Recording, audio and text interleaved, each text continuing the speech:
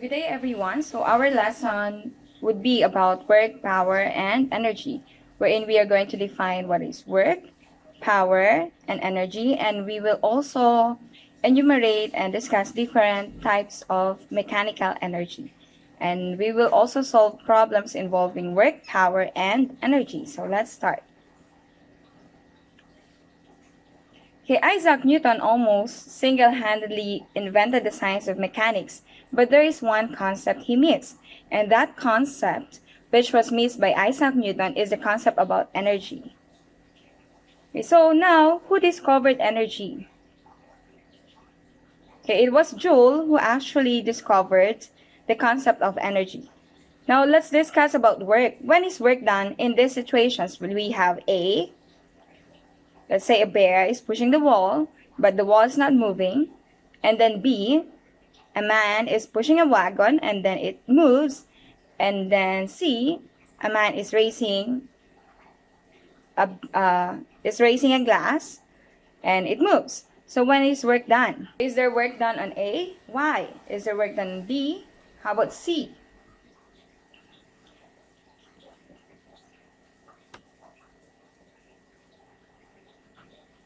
Okay, I want you to answer that. So in physics, when we say work is done, if there's a force which moves a body through a displacement D. So if there's no movement, there is no work done. Work is also defined as force times the displacement. For example, we have here object, and then there's a force exerted on it, and it has moved horizontally, so there is work done. But looking at this one, what if the force is exerted at an angle? So here, there is a force exerted at an angle, and then you try to move it. So which of those components of force is actually doing work? Is it the horizontal force or the vertical one?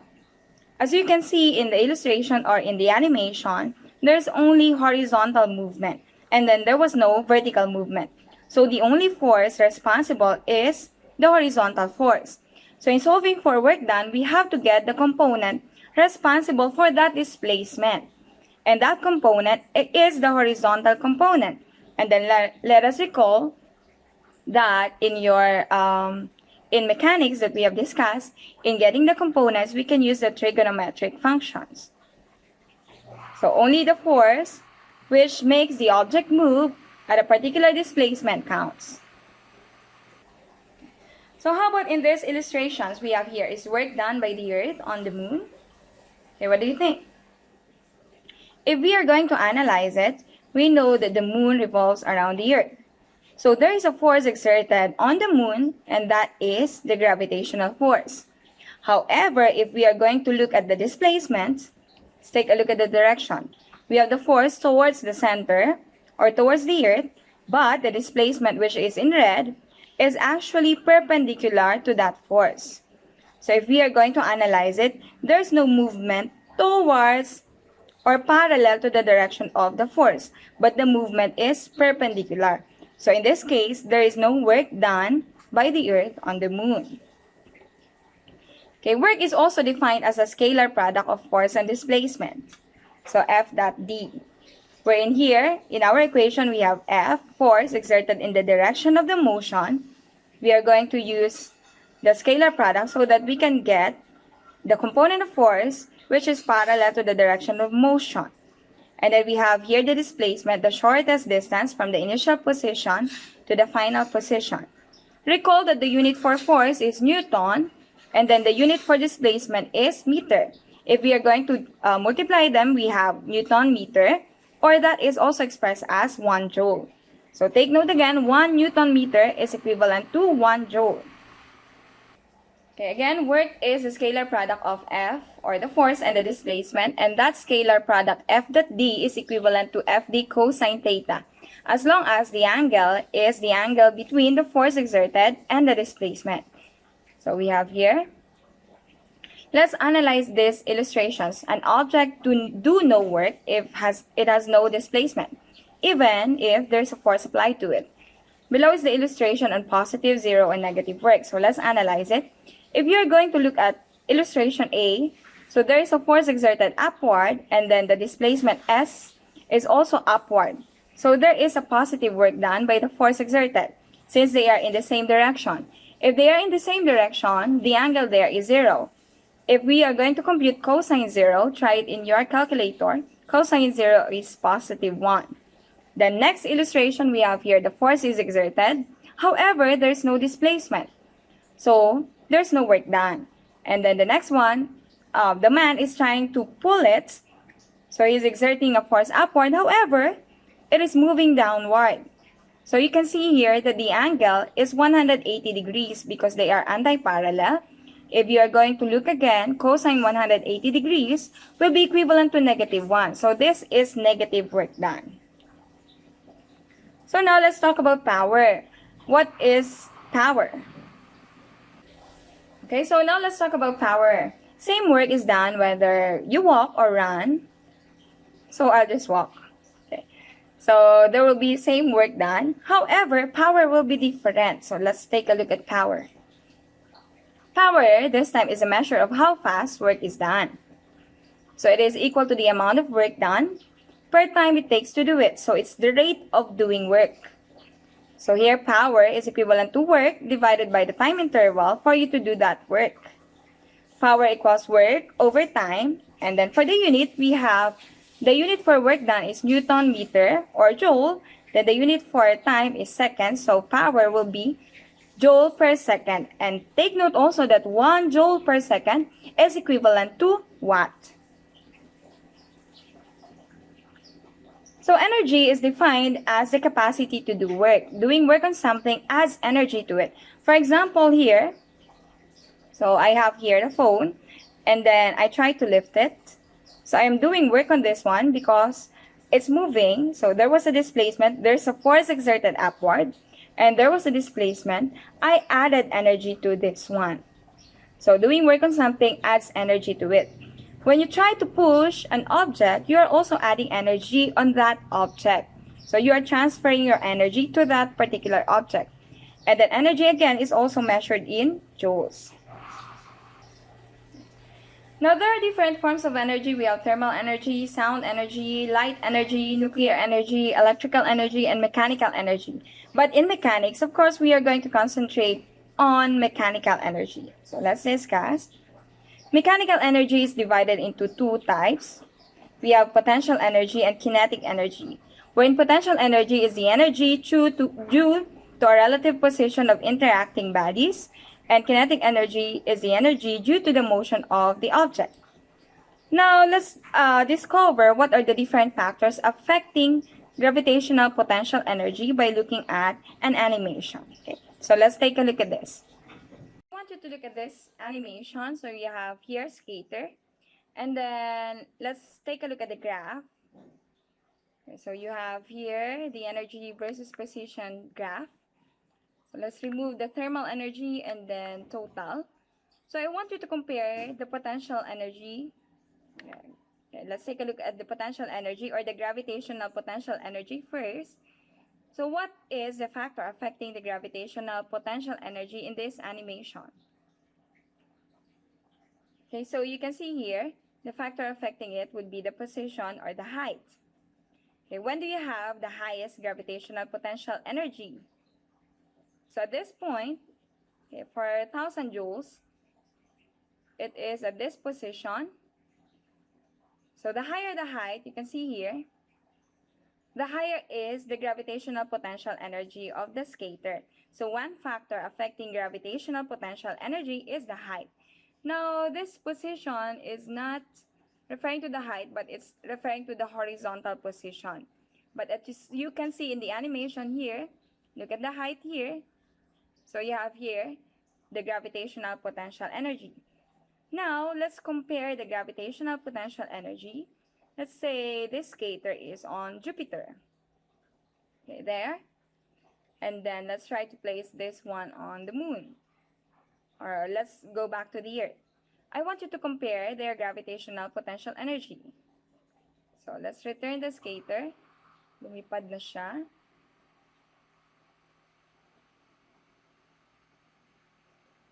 So again, this is the gravitational potential energy of the skater on Earth.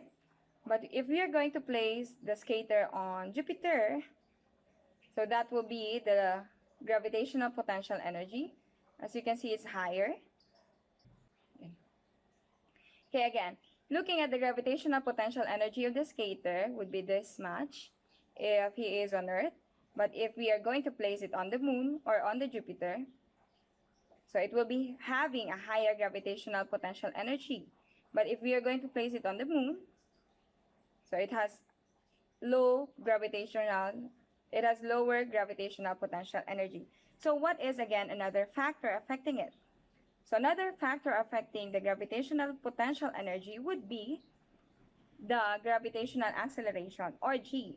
So as you know, on the moon we have lower acceleration due to gravity, and then on Earth we have 9.8 meter per second squared. On the moon we have 1.62, and on Jupiter we have the highest gravitational acceleration. So the gravitational potential energy is highest on Jupiter. Another factor which is affecting it, let's take a look at this. So you have here the skater. Let's try to choose another skater.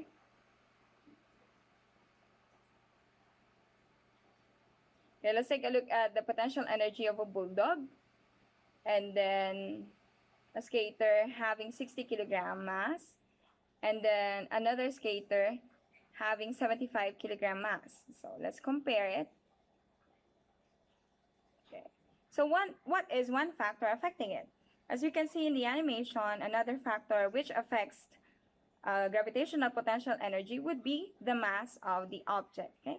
So those are the different factors. We have the mass, the acceleration due to gravity, and the height. Okay. So let's go back to our PowerPoint. Okay, let's define potential energy. Potential energy is a stored energy because of its position relative to some other objects. Examples, if you have stretched or compressed spring, so that is elastic potential energy. And then energy stored when a bow is drawn. Energy stored when a bow is drawn, that is also elastic potential energy. Okay, and of course, we also have the chemical potential energy found in batteries. So as you can see in the animation that we had, gravitational potential energy is the potential energy of a body due to elevated position. So due to the height, we have here the work done is equal to the force times the displacement. So the potential energy would be the weight of the object, that is equivalent to mass times acceleration due to gravity, that's the weight, mg, times the height. So we have the gravitational potential energy to be mgh, or gravitational potential energy is directly proportional to the mass, is also directly proportional to the height, and also directly proportional to acceleration due to gravity. Okay. Now, kinetic energy is the energy of motion. Kinetic energy depends on the mass and the velocity of the object. It is equivalent to 1/2 mv squared. Okay, looking at our animation again, you have here the gravitational potential energy. If we will also graph kinetic energy, when will you have the highest kinetic energy? Okay, as you can see now, the highest kinetic energy would be at this point, where the skater is at the lowest point, because at the bottom at this part, the skater will be moving faster, or he will be moving at a fastest rate at this position. Okay, so kinetic energy here is maximum, but there is no potential energy or gravitational potential energy here is minimum. And then at this point, the highest point, the gravitational potential energy is maximum, but the kinetic energy is 0, okay, because the skater is not yet moving. And again, kinetic energy is 1/2 mv squared. But I want you to look at the total energy. If we are going to neglect friction, so which can result to thermal energy, looking at the graph, the total mechanical energy is conserved. The total mechanical energy would be kinetic energy plus potential energy. And looking at this, it's a yellow-green graph. The total energy doesn't change. Okay, so take note of that. That is conservation of mechanical energy. So we also have, in mechanics, we have the work energy theorem. We have the total work done would result to a change in the kinetic energy of the object. That's why you have here the total work equals delta kinetic energy. So that is the KE, or kinetic energy at second position, or point 2, minus the kinetic energy initial, or kinetic energy final minus the kinetic energy initial. If, of course, kinetic delta KE is positive, then total work done is also positive. That means the final kinetic energy is higher than the initial kinetic energy. But if the total work done is negative, that means that the initial kinetic energy is higher than the final kinetic energy. So we can also define the following terms. We have conservative forces, or the path-independent forces. Examples are elastic force and gravitational force. That means regardless of the path, the work done will be the same. Okay, later I will show you an illustration of that. But if we will deal with non-conservative forces, this is a path-dependent force. So that means the longer the path, the greater the work that should be done. So for example, if there's air resistance and if there is friction. Okay, so let's have here an object. Now, so this one is elevated, and then if it has to travel this path, the only force acting on this one is gravitational force. So you have downward force. Gravitational force is the only force acting on it. Whether it takes this path, a straight path A, or a curved path B, or another curved path C. So let's have path A, B, and C.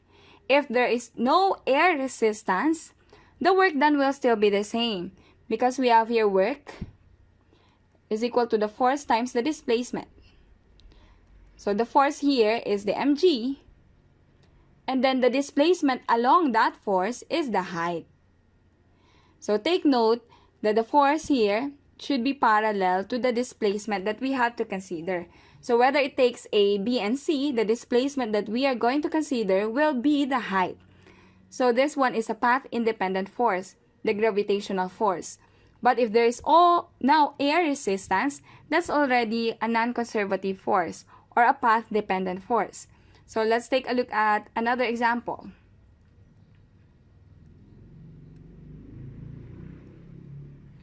Okay, for example, we have here a box. Then you have to push the box.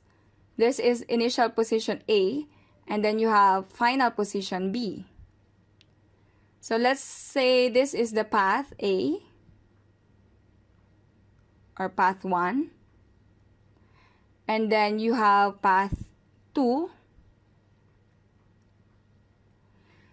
So when will you have a higher work done? If there is friction, so they are at the surface, so it's a top view. If there is friction here, so that means it's a non-conservative force. So the work done would be path dependent. So the path it will take here, it has to travel. You have to consider the force directed to this one plus its displacement, or times its displacement, plus another force and its displacement, then another one. So you have to do higher work done, so you have to do greater work if you are to cover path 2, because friction is path dependent. Okay, so that's what it means by path independent force and path dependent force. Okay, so next. Now, how about the roller coaster? Let's relate roller coaster in our topic. When you are at the highest point in a roller coaster, it will somehow stop at the highest point. So the potential energy is highest, but the kinetic energy is 0. But as it moves downward, it gains kinetic energy and loses potential energy. But if we are going to take a look at this animation, so you can see there, kinetic energy increases, then potential energy decreases, and then vice versa. But the total mechanical energy, the TME, will still be the same. So it will not change because energy is conserved, provided that friction is neglected. So the law of conservation of energy tells us that energy cannot be created nor destroyed. It can only be transformed from one form to another, but the total amount of energy never changes. In the absence of non-conservative forces, total energy is always conserved. So let's take a look at this one. The total mechanical energy is equal to the kinetic energy plus potential energy. So you just have to add kinetic energy plus potential energy. At this point, the total mechanical energy is 50,000. At this point, it's also 50,000. At the last point, you can see here the potential energy now is 0, but the kinetic energy is 50,000. So the total again is 50,000. Therefore, energy is conserved. Okay? So let's now solve some problems.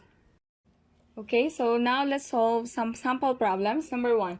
A porter pulls a luggage along our level road for 5 meters.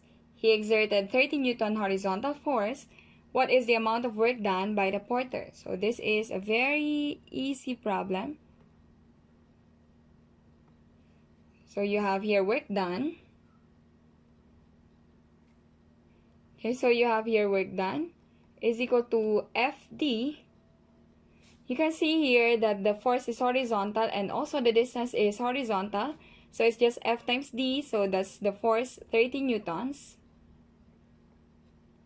multiplied by this displacement 5 meters. So that will give us 150 Newton meter or 150 joules. So that's for number 1. Next item, a 10 kilogram box is lifted and the work of 200 joules was done in lifting the box. How high was the box lifted? So you have here, the work done here would be equivalent to the potential energy. So the work done is again force times the displacement. However, this time it's vertical force, and that is mg or the weight times the height, which is the distance. Okay, so we are looking for the height, so that will be the work done divided by mg. So it's not the weight, it's the work done divided by mg equals the height. So our work done is 200 joules divided by the mass given here is 10, and then you have 9.8 meter per second squared. Okay. So our answer for this one is, the height is, okay, check in your calculator, the height should be 2.04. Okay, the unit here is meters. Okay, now I'll show you the cancellation of units so that you can understand this one better. Let's take a look at the cancellation of units.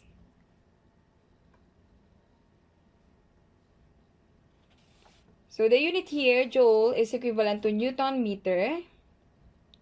Joule is Newton meter. And from previous discussion, you have learned that Newton is kilogram meter per second squared. So that is, Newton meter will be kilogram meter squared per second squared. So if we are going to write it down here, kilogram meter squared per second squared divided by, the unit here for the mass is kilogram. And then you have the acceleration due to gravity is meter per second squared. So as you can see here, cancel na si second. We can cancel out 1 meter and then cancel ang kilogram. So we have here, what was left here is meter, which is the distance. Okay, so we are correct. Our unit is our answer is 2.04 meters. Okay, next.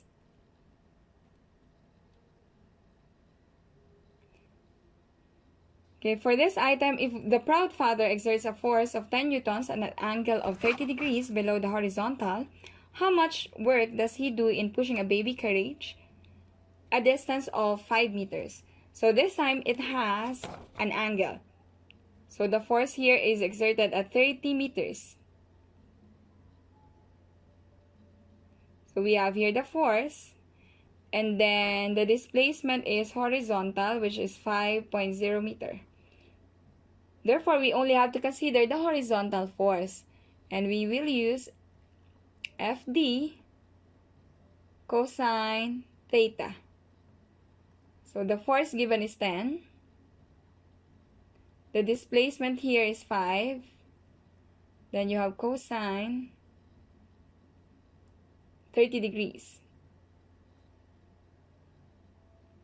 So our answer for the work done here is 43.30 joules. So that will be our unit for work, okay? So next.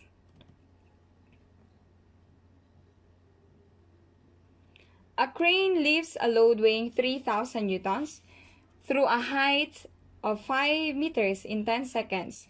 What is the power of the crane? So we are solving for power.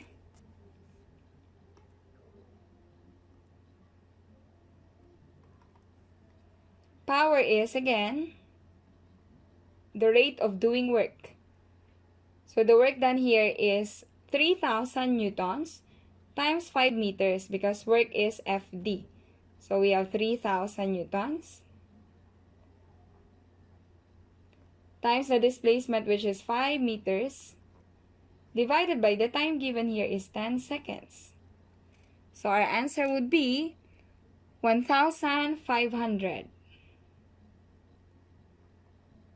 The unit is joule per second or watts. So that's our answer, 1,500 watts. Next, a girl does 1,000 joules of work in 5 seconds. What power does she develop? So it's very easy again, power. So you have power is just the rate of doing work, so work over time. So we're given the work done, 1,000 joules,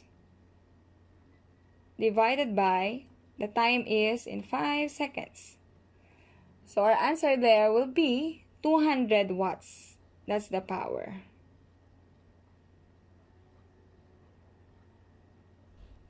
Okay. So next.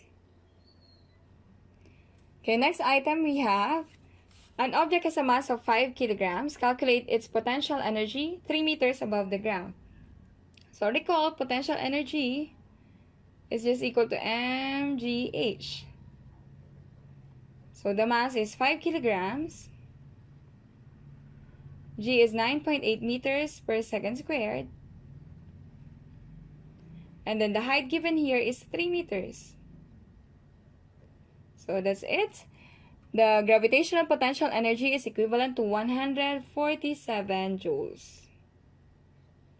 Okay, that's for this item. Okay, very easy. Calculate the kinetic energy of a 1,000 kilogram car traveling at 20 meters per second. So kinetic energy is just 1/2 mv squared.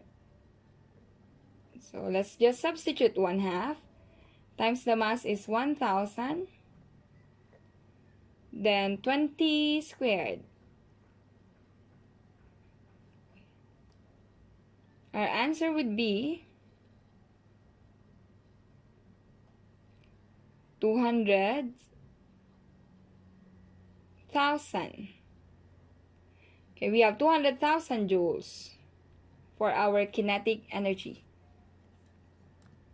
Okay, next.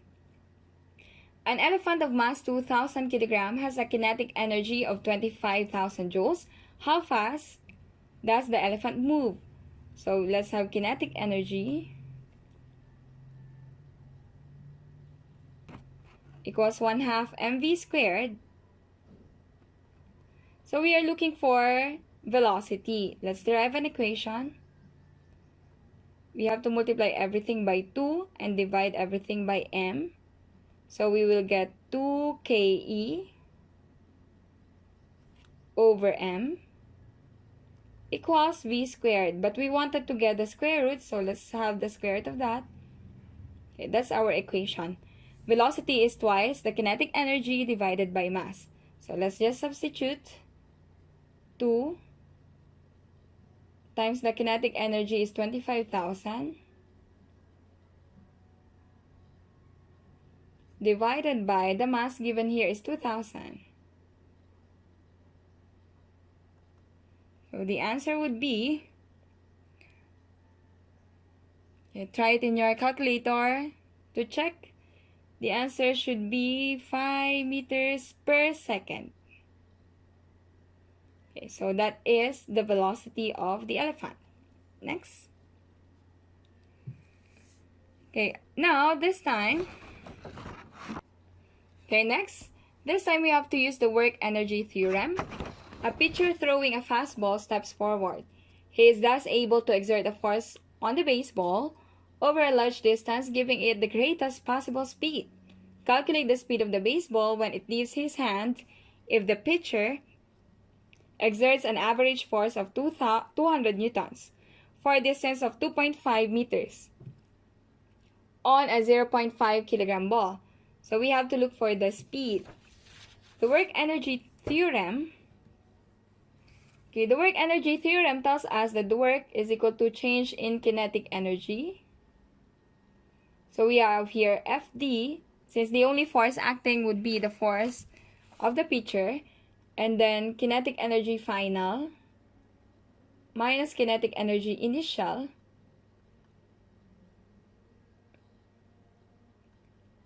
so we have here the final velocity, but we don't have the initial velocity. That will be 0. So FD is equivalent to 1/2 mv squared. And we are looking for the velocity of the ball. So we are looking for this. So let's derive an equation again. We have 2 multiplied by 2 divided by m. So you have here 2 times f times d divided by m is equivalent to v squared. But again, you have to get the square root. So we have to have the velocity 200 square root of 2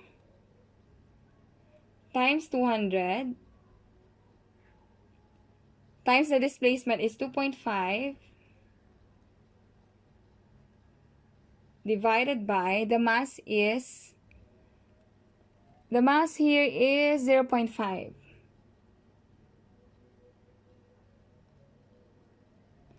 So we now have the velocity of the ball would become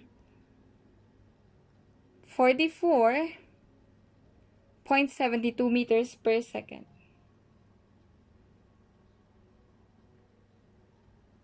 Okay, kindly check 2 times 200 times 2.5 divided by 2.5, then you get the square root.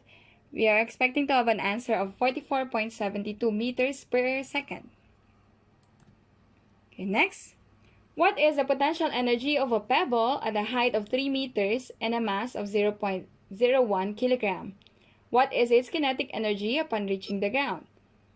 So we also have here the concept of conservation of energy. So you have here potential energy is equivalent to mgh.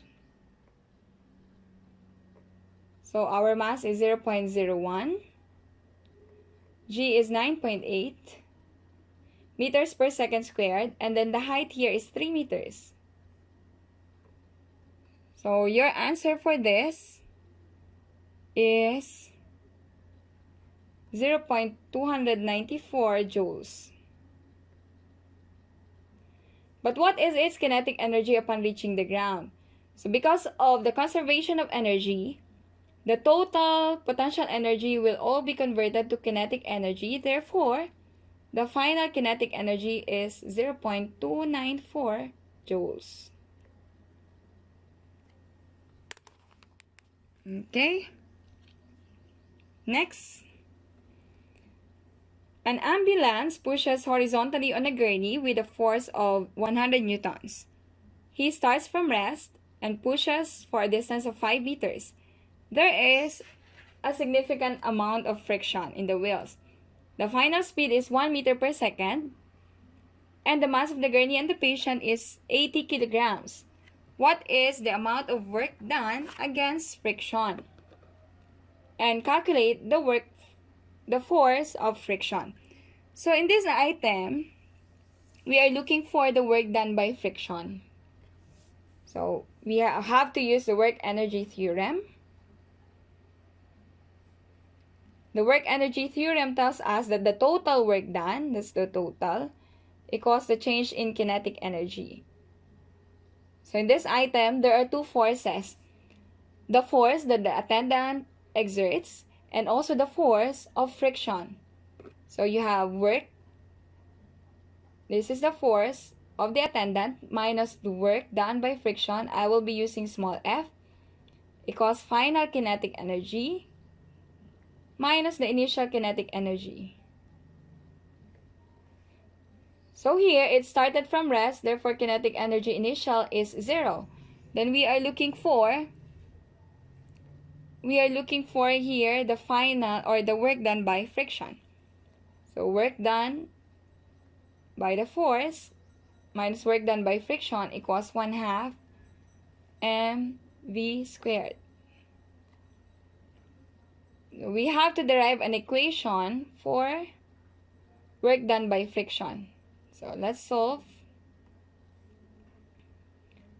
That will be work done by the force exerted by the attendant minus 1/2 mv squared is equal to the work done by small f friction. So you have here the force is 100 times the displacement is 5 minus 1/2. The mass is 80. Then the velocity here gained is 1. So that's 1 squared. That will be your work done by friction, okay? So please solve.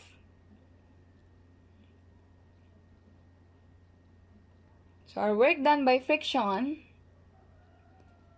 is equivalent to 460 joules. However, it's stated in the problem that we have to calculate the force of friction. So we have to look for small f. So let's continue.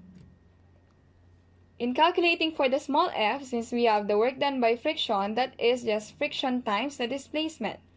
So we just have to derive or divide work done by friction divided by the displacement, and that will give us the force. The work done that we had is 460 joules. So that's Newton meter. Divided by the displacement, it has moved through a distance of 5 meters. So that is the amount of friction. That will be 92 newtons. We can now cancel out meters, okay? So the amount of friction is 92 newtons. Next item. Given the mass of a pendulum bob is 0.2 kg, answer the following. Number 1, calculate the potential energy at position A. Then calculate the kinetic energy at position A. So you can see here that the potential is maximum at position A. So the potential here is just mgh. So kindly complete the solution. You have the mass is 0.2. G is 9.8, then the height is 0.2. Same sila ng height. So you have here, the answer is, the potential energy is 0.392 joules.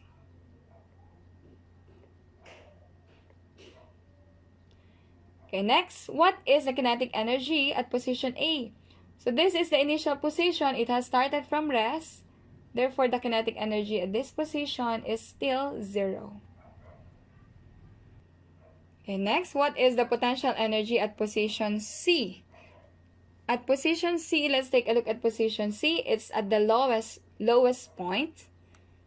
So at position C, since it's at the lowest point, there's no height anymore, we have here potential energy at C is equal to 0.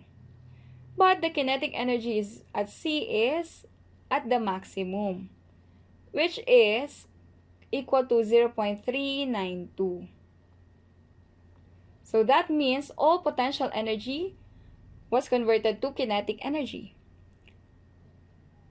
So kinetic energy, yan na, we were able to answer this, kinetic energy. Calculate its potential energy at position D. Okay, let's take a look at position D. The height is the same as position B, 0.1 meter. So just calculate mgh again, wherein the mass is 0.1, g is 9.8, and then the height is 0.1, you will get an answer of 0.196 joules as the potential energy at position D. But what is the velocity at position D? So let's solve that.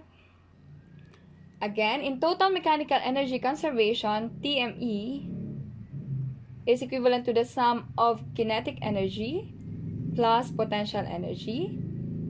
So the total mechanical energy of this system is 0.392. Then we were able to solve the potential energy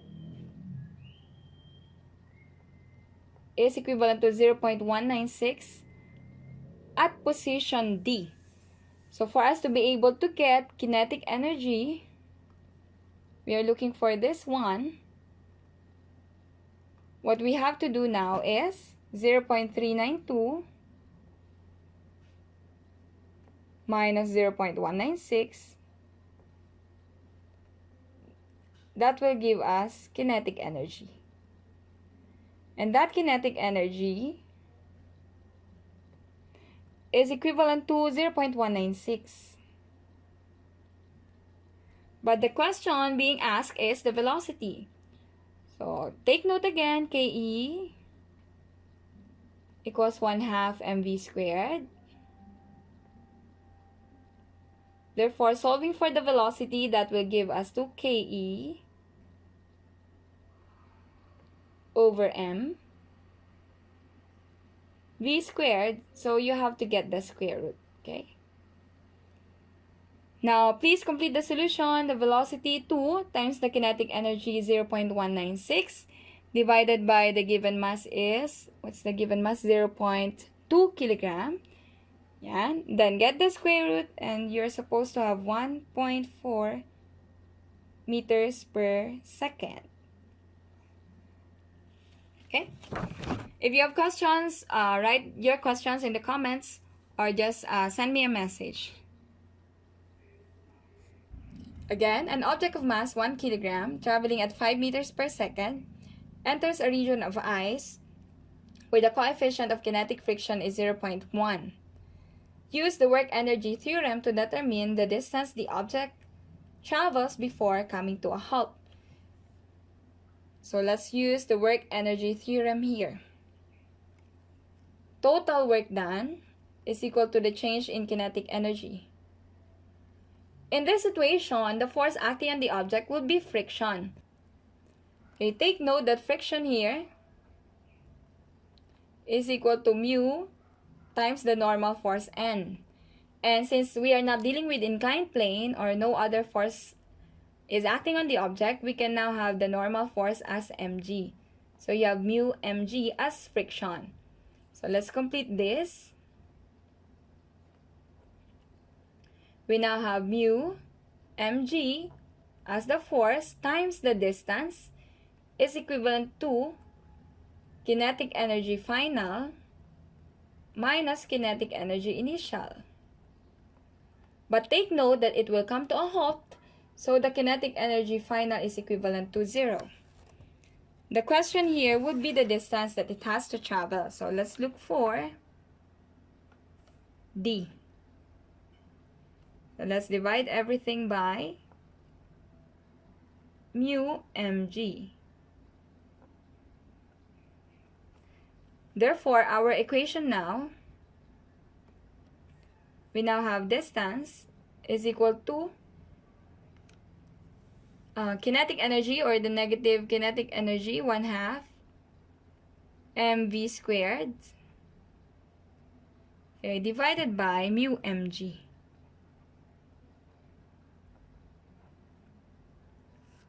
So this one also is a negative work done, because we are looking at negative work done.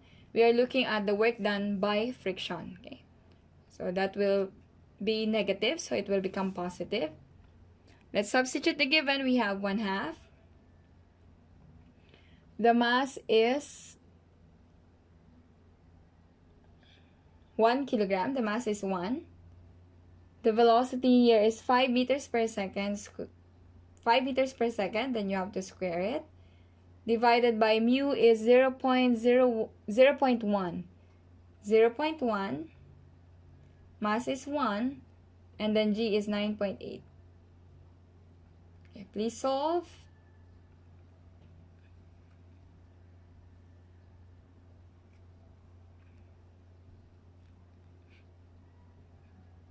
Okay, our answer is 12.76 meters before it stops.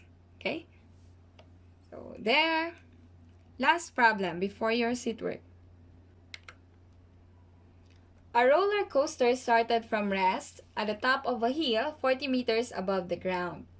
Calculate the speed of the roller coaster at the bottom of the hill. And then, determine the height it will have half the speed you have calculated in A. Okay? So somehow it's a bit challenging, but we just have to use the concept of total mechanical energy conservation.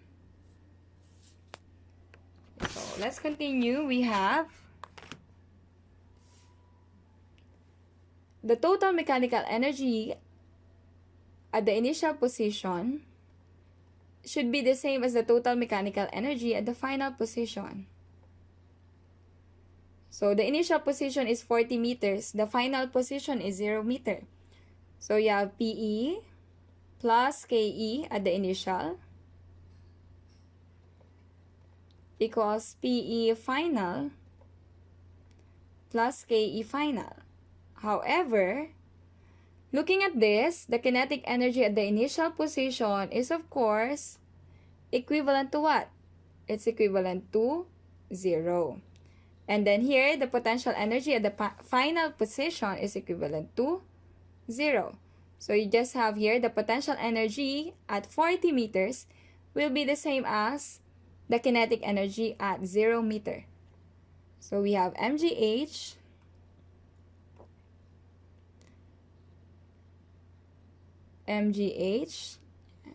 so that is equivalent to the kinetic energy 1/2 mv squared. But we are looking for the velocity here. Now take note, no mass is given in the problem, but we can cancel out the mass since they are the same, okay? And then let's just derive an equation for velocity.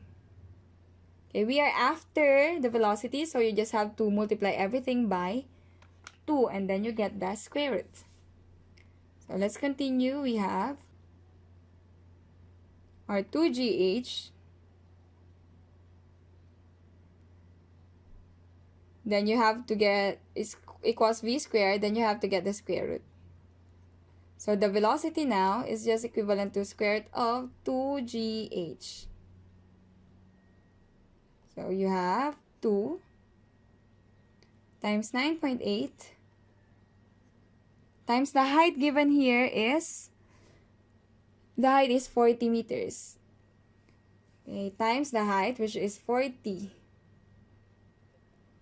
And then you will get a velocity of 28 meters per second. For the next question, we are looking for the height. What will be the height if it will gain a speed half of this one? So the half of the speed, ang V2 natin now, we just divide 28 by 2. According to the problem, we just have to get the half of it. So that is 14 meters per second. So let's solve for the height. wherein it will gain a speed of 14 meters per second. Okay, again, let's continue and take note of the concept of total mechanical energy conservation. Total mechanical energy initial equals total mechanical energy final. At the initial position, again, there's no kinetic energy. So we just have m, g, h, the initial height. Then, but here, since it's not at the bottom, it has both potential energy and kinetic energy. So that is mg final height plus 1/2 mv squared. Wherein the velocity here, that's equivalent to yung half kanina. The velocity here now is referring to 14 meters per second. So as you can see, same yung mass. We can cancel out the masses. Okay, there. So that we can have the height. So let's derive. We have GH1 equals G or H initial, G H final plus 1/2 V squared. But we are after this. So the formula would be GHI minus 1/2 V squared divided by G. So that will give us the final height. So let's substitute the given. We have G is 9.8. The initial height was 40 minus 1/2. The velocity this time is 14, then square it, divided by 9.8. Okay, please solve, everyone. 9.8 times 40 minus 1/2 times 14 squared divided by 9.8. That will give us a height of 30 meters. So 30 meters, it will now have the speed of 14 meters per second. Okay? So that's it. Now I want you to complete the following seat work.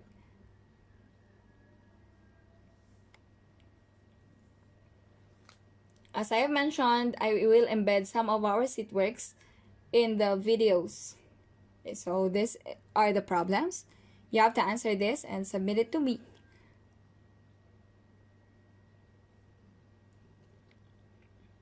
That's number 1 and 2. Okay, you can just copy. Then you have here number 3.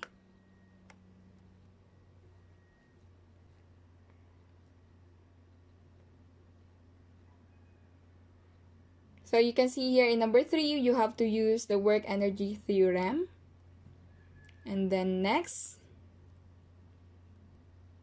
we have number 4. So you will be needing the total mechanical energy conservation concept. The next item, again, you will have to use the work energy theorem. And then for the last one, just complete this. What's the kinetic energy at the height of 10 meters? What's the potential energy at the height of 10 meters? What's the kinetic energy at the height of 5 meters and its potential energy at the height of 5 meters? And then as it reaches the bottom at a height equal to 0. Okay. So do not forget to show your solution in every problem. Alright, so that will be the end of our discussion. I'll see you in the next lecture and also in the next video. Bye everyone!